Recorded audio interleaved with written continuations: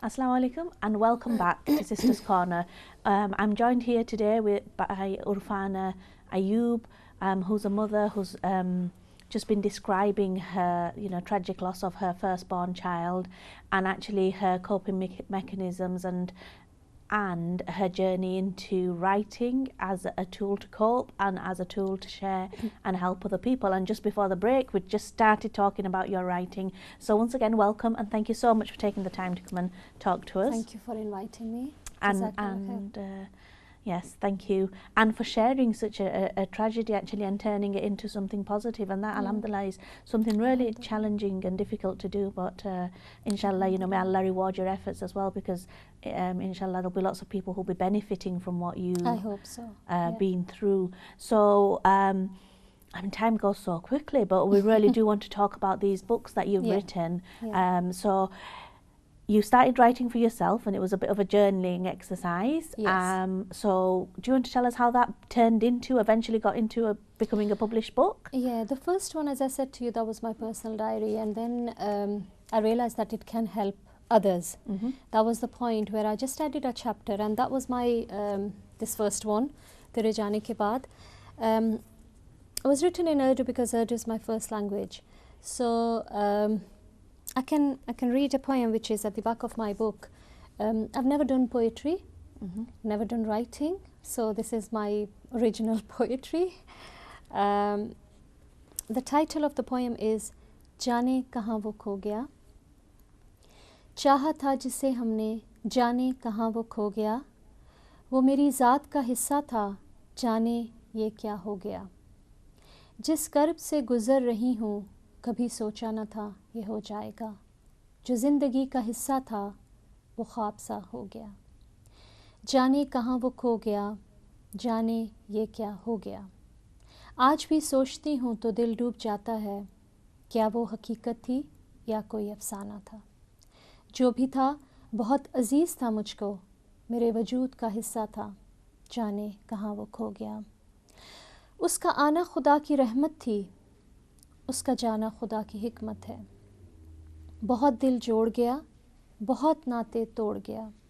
वो एक शख्स था जो सबको बहुत अजीज़ था, जाने कहाँ वो खो गया, जाने ये क्या हो गया.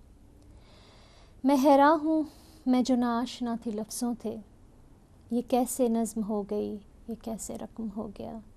दिल उदास है, हर आँख अश्कबार, उम्मीद की किरण आज भी है रोशन. माँ की दुआएं तुम्हारे साथ हैं आदम, खुदा जन्नत में आला मकाम दे तुझको, जाने कहाँ वो खो गया, जाने ये क्या हो गया. जो हुआ मंजूर है मुझको, बस खुदा सब्र हौसला दे मुझको. ये आन की आन क्या हो गया, जाने कहाँ तू खो गया, जाने ये क्या हो गया. Subhanallah, that was beautiful. Jazakallah khair. So after this book, again, I had no idea that I will ever write again. And 5 years after his death, one of the 10th of Muharram, because he died on the 10th of Muharram, I was missing him a lot, and I was just sitting and crying. And I don't know where, how, I just had the pen in my hand. I wrote him a letter. And I wrote him a letter because things had changed so much from all that period when he was away. He was gone. And I realized that letter gave me so much comfort that actually I'm telling Adam, Adam, the world has changed. I'm changed. Things have changed. Your siblings have grown up. And that letter gave me so much comfort, and I felt like I wanted to be connected to him again. I wanted to share with him. I wanted to tell him everything. But I never thought about that writing between this and this. But after that letter, I felt like the door was open again for me. Okay. And again, no planning that those letters will be another book. So Alhamdulillah, on and off again, it was the similar type of pattern whenever I felt I need to write to Adam. But then this book is very, very different. It's called Mere Khat Tere Naam. And this is basically a collection of my letters to Adam, but it covers the whole society. The whole society is covered, different actions, our behaviors. I would say every reader will be able to find themselves in few of the letters at least, and there is an invitation to reflect. So this is quite wide. It's not only bereavement, it's about anybody and everybody, right? Okay, different aspects of life. So I believe that all the readers will be easily able to relate to this one. So that was my... Yeah, and when you wrote that one, did you read that with a view to publishing, or did you... Right at the end, yeah. Right. Because again, it was like, okay, the whole collection of letters, I was writing and I was sharing, and then there was a lot of reflections, first of all for myself, for nobody else, because I was doing it for myself. But then again, the same idea came that actually this will be useful for others. I want people to see my perspective of life. I want people to reflect. I want people to value the relationship. Suddenly my Adam's gone. And it's similar, like with all our families, anybody can go anytime. I just want people to stop, reflect, and then behave. Before, I was also in the dunya, so busy doing things that there was no time to stop and reflect. So I think this one was more about reflection. So Alhamdulillah, this came in 2016. No, it's 2015, after 5 years. And Alhamdulillah, all the way through these two books, I was getting regular requests. Every second person who knew or who's heard about the Urdu ones, they were like, when are they coming in English? We want to read in English. And I was like, it's not that easy. It's a big job.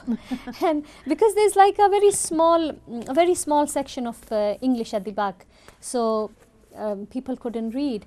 So Alhamdulillah, both my books are launching in English now on the 29th of April. Alhamdulillah, that's good news. Yes, yeah. Alhamdulillah, it's Allah's blessing, and I would say a lot of people, really sincere people around me, who had, I think, more trust than I have in myself, and everybody's support, that the first one, Tere Jaane Ke Baad, is coming as After You Were Gone. And the other one, I haven't got the copy of that, Mere Khat Tere Naam, is coming as My Letters to You. So both books are launching at Bradford Hotel on 29th of April. All the information about the books can be achieved. You can visit the website, which is www.adamayub.co.uk, and it actually gives you all the information about why I start writing, where this money goes, because the money from these books goes for, I use it for different charities, for charitable causes, because it's my business with Allah. It's not my business for dunya, because I feel like we do businesses for ourselves for dunya, but this one is with Allah Ta'ala. And everybody who buys the book, of course, they get the messages, they get the strength, they get the hope from the books, but at the same time, every penny they have spent to buy the book, the money goes to charitable causes. And which charities do you support? It's not just one charity. There's a list of charities wherever money is needed. And of course, I haven't got like a proper business or a shop. It's just recently we have set up the website, so books can be bought from there. So I will have, more a proper way of using the money. But at the moment, it's very small. It's not a registered charity. It's just a small, very small project. So basically, you know, what I was trying to ask is not names particularly, but the kind of causes that you're supporting. So it's like all orphans, sorts. Poverty, that kind of for stuff. For example, cancer research. I would say Islamic relief, but it's not the big. It's not necessarily the big names. No, I was just saying that topic. It's not the big name. Exactly. It's I try to cover even for very small personal sort of donations. Well, charity begins at home, Islamically. So if you've got people in your village who's struggling, then you're supposed to support. So that's okay. But Alhamdulillah, with these books, Adam could raise a lot of money, which has helped a lot of charities in UK, a lot of charities in Pakistan, Syria, wherever and whatever he had. Yeah. Because I don't have anything extra. It's just whatever the book sale is, I try to donate straight away to different charities. Yeah, mashallah. So the whole list is on the website. I would say if people visit the website, is the best place where you can get all the information. The books can be bought, even the English one can be pre-order. They will be out on, of course, on the 29th of April. Anybody interested to come to the launch, the tickets are available from the launch and from the website, and our sponsors are Mahmood's and My Lahore, and you can even buy the tickets from them. Hopefully, inshallah. The main purpose is to help people now. Absolutely. Financially and emotionally. Fantastic. So we've had a reading from you in Urdu. Would you honour us by reading a piece from your new book in English, please? I will. Yeah, I'll just randomly. Right. This is just a diary page of a new year. He died in December 2009, so it's the year after when I wrote. I'll just read a small extract. 9th of December 2010. Adam, today when I went to drop off Aslan to school, I passed that plum tree which had brought down the weight of its fruit during summer. I remember when I first saw it, I was quite surprised at the amount of fruit present on even a single branch. Maybe I had never seen this much fruit on one tree before, or else I had never noticed. Now that tree was completely bare and dried up. Not even one of its branches were green. There was not even a hint of life. Its branches bore neither leaves nor fruit. While looking at the tree, I started meditating on God's power and might and comparing the tree with the essence of human life. It reflects both life and death. God reveals clear sign of His strength to us. If only we could understand, every year during autumn season, the trees become bare and unappealing. Their leaves become yellow and fall off. It seems as if there was never any life in them. Then by God's grace, the same trees bear leaves and buds in spring. They become loaded with flowers and fruits. This reflects the end of human life and the beginning of eternal life after death. Subhanallah. Wow. Inshallah, I'll be reading these books. They just seem so powerful. And thank you so much. I mean, it's a service to humanity in a way.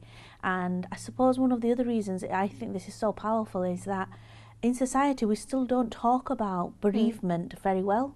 Yeah. It's still almost like a taboo subject, and expectations of what it is to grieve are a bit unrealistic, you know. So after my mum died, I had people saying to me, you know, 3 months later, well, you should be over it now. Yeah. And actually, I still feel it quite keenly 20 years on. And certain times, obviously, alhamdulillah, I carry on with my life, and that resentment and all of that, and recognising mum was a gift, and then it was God's, you know, Allah's absolute choice and right to take her back when He wanted to. And I can see that, but there's still, you know, the child in you, you will miss someone, and in the same, as a mother, you will miss. But why do you think we struggle with that, you know, in terms of bereavement? Why don't we talk about it more? I personally think, one, we are never ready. Never ready. We believe, I mean, just I would say verbally believe. We all say we have to return back, we believe, we are Muslim, one day we will all die. But I feel like we don't actually believe as it's believing. Like believing is a lip service. We are just verbally saying, and it doesn't mean from your heart. So basically, not ready. That's one reason. Because when that shock comes, you were never prepared for that. Either somebody is ill or they are not ill. That's not the case. It's about a person going back to the Creator. Are we ready? We are never ready. And the second thing I always feel is, especially after going through my own, that people take this, Muslims, even Muslims, they will take this experience as a very, very negative experience of their life. They don't want to talk about this. Because this experience, most of the people will either get depressed, will be on medication, they will lose all the hope, they will forget all the blessings, the rest of the blessing which Allah has given them, and only focus on the one pain, one loss, and then they'll forget, and then they will become, in a way, it's going against Allah's wishes, basically, because Allah has decided that particular moment in your life, the person needs to go from your life, and there was a reason. And I have learned from my experience that I have taken that decision as Allah's decision. That was meant to happen, and that was written for me. And when we say we believe Allah and we believe Allah's decisions, and if you believe Allah and you say, okay Allah, I believe you've taken my son away, and that was the time, and that was the best planning. If you say Allah's best planning, then we need to believe that planning. When you believe that planning, you cannot have more trust in more than in Allah, in anybody else. That gives you comfort. But then we don't see life, we don't see the death in that way. The death is coming as a very negative experience. It's a very selfish thing, isn't it, bereavement? Because the person that we love and miss, they've gone, and it's about us feeling sorry for ourselves, you know. So our mum's not here, our child's not here, I miss them. It's very much about me, us, about you, exactly. Whoever the person, because what we are missing is about the love, about the companionship, about whatever loss. But then, if we, as a Muslim, if we think, we all know, the more we will live, the more we will lose. The more we will be making, you know, doing sins. Or if you think about that, when I look back now and I think, Alhamdulillah, my son was nearly 19, so he's got more chances. He's got more opportunities, inshallah, to go Jannatul Firdaus because of the... If I think in that way, I should be happy. But we don't look at death in a positive way. That's the huge problem. And then that affects the whole society, not only one household, it affects the society, because if it's a mother, it will not give time to the other children and the family and the roles and the responsibility, because she'll be so upset and depressed in that one loss that the rest of the duties are affected. But when we are Muslim and we believe that we have to go back, yes, that's happened to me, that one of the Allah's decision, and I've got more children. If you start comparing and looking in a very different way, you will have the faith, you will have the trust, and you will have the strength, inshallah, to move on. Because the one question which came to me was also that, okay, Adam's gone, what have I got? And I realized that Allah has given me a daughter and sons. I am so blessed. I am not somebody who only had one child who's gone. How can I complain to Allah? How can I say, Allah, you've taken Allah ji, you have taken my Adam away, so, you know, I can't even complain. That's a really powerful way of thinking about it, because I think it is something that we're all quite poor at, is remembering our blessings. And I remember with my mum, you know, for many years there was that sort of resentment that, oh, she went and I lost her so early, when other people, you know, have still got their mums and they're in their 80s and stuff. And then actually, you know, I stepped back and I thought, hang on, still, alhamdulillah, I had her for 21 years, 22 years. Other babies lose their mum at childbirth, you know, and they never see their mum, and they don't grow up, and others lose them when they're 5 and they're 7 and they're 10, and it was remembering that was actually quite powerful. I think when you start comparing with others in a positive way, then you value more. Yeah, absolutely. But if you think about, it's about taking yourself and your thinking, whichever direction you take, that's only you will see, that's only what you will focus. And we have to question and we have to ask, and we absolutely need to reflect. You know, it is how we grow as well. You know, we need to, in all walks of life, not just when we're talking about bereavement, but, you know, when we find ourselves reacting to things in anger or in with more negative emotions, you know, we need to step back sometimes and just ask ourselves, why are we reacting like that? And, you know, and are we being grateful actually? And are we learning something? Because that's the other thing, it's different experiences teach us something. So much. So you know, much. Like you say, you appreciate the children you have, and therefore, inshallah, you know, you'll maybe your care, maybe your concern for them is shown in a different way, maybe with more depth. I don't know, because that's up to you But that has personally. changed, definitely. I think every loss changes us. Every loss shapes us. It's up to us then, how do we want to shape ourselves. For me, my biggest loss has made me more strong and shaped me to a better person, I would say, and shown me a path. I was into dunya. Yeah, I used to read namaz, and I would say I'm just a normal Muslim. But then when you hit the reality and you see the end, that's death. Okay, you will leave one day and suddenly you can go like Adam went. That's where you stop, and then you have to think about the reality. You have to think about your life, your death, your life after death, and you start planning to do good deeds, and you start thinking about, and I worry about myself and I worry about others as well, that it's just awareness, because we are all so lost in the dunya. It's like you have to wake up, we have to go to, come on, please wake up. Yeah. That's how a wake up call you have to do. And that's the thing, isn't it? There is this saying, isn't there, that actually, the challenges that God puts in your path, they're not because He hates you. No. It's because He's actually remembering it and wants you to remember Him. Go close to Allah. And that actually has helped me deal with some of the challenges in my life personally. It's recognizing, okay, it's not just because you're an awful, terrible person, but maybe, Allah wants to set you straight, wants to put you on a different path. And these challenges will, help you grow. And I'm a firm believer, and I'd say if that door wasn't supposed to be mine to walk through, it wouldn't have opened. No. And when I've walked through it, if there are challenges there, then those challenges are mine to deal with. Definitely. And in that, there will be some growth for me. There may be some growth for other people. And I firmly believe people are put in each other's lives for a reason. For a reason, definitely. And we may never understand some of it, but, recognizing that. I believe the same. Yeah. It's not that randomly somebody will come in your life and randomly somebody will go out of your life. Why? How is it possible? Everything is planned by Allah. So there was a plan. Whoever will come to your life, whoever will go from your life. So there is a plan. So if you believe, then you need to believe that you need to accept that change as well. That change, the loss, the happiness given to you is also from Allah. So take the full package. What we do is we just pick and choose the package, and then we get upset. We're quite horrible people, aren't we? Ungrateful to Allah. We are only picking the happiness. And as soon as one loss, one pain comes, because I think, Alhamdulillah, through these books, I got connected to so many people. Emails throughout.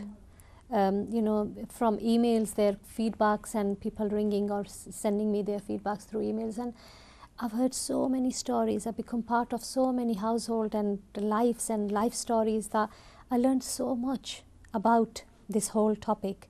I have realized that people don't appreciate what they have got, but the focus goes to the loss. And it's a human nature. Allah has mentioned this in Quran so many times, this human nature, that a person is ungrateful. My human is ungrateful, which is, we all know. I just wish that we can all focus on the positivity. We can all think about the blessings of Allah. Yes, that was part of your, of course, Allah's planning. Whatever bereavement we have gone through, or a loss we have gone through, it could be health. It's not only a human being or a relationship. It could be our health. Absolutely. It could be wealth. We do need to think about that, don't we, constantly? And I must say, alhamdulillah, I'm so grateful that you've come to talk to us about this. I think it's so brave of you, and I think it's so beautiful. Inshallah, may Allah, help you grow from strength to strength and spread the message. And inshallah, Adam's loss has been, for a positive reason in the end, if you can see it that way. So inshallah, may Allah grant him Jannah. We are at the end of our time now together. So the 29th of April is the book launch. You can go to the website www.adamayub.com.co.uk, sorry. And so that they books can are contact available you from there. Amazon now as well. The Urdu ones, English ones, Right, and the Urdu ones are actually in libraries throughout UK. Right, so Hopefully we've the got English them in one the will- libraries, we've Yeah. got them on Amazon. Yeah. Go to the website, Yeah. and inshallah, you know, Urfana, we want to see more of you, and Thank you very much. so you can Jazakallah khair. connect. So thank you very much. So inshallah, next time, Assalamu alaikum.